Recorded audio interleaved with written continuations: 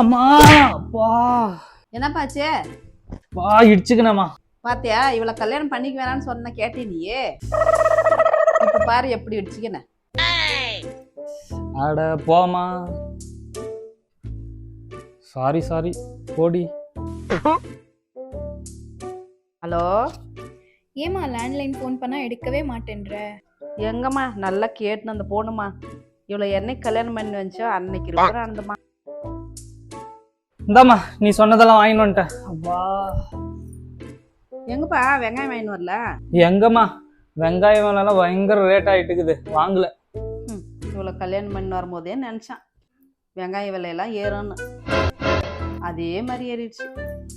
இவ்வளோ நேரம் சொன்னதை கூட நான் ஒத்துக்குவேன். ஆனா வெங்காயம் விலை ஏறுறதுக்கெல்லாம் என்ன சொல்றாங்க? என்னங்க இது?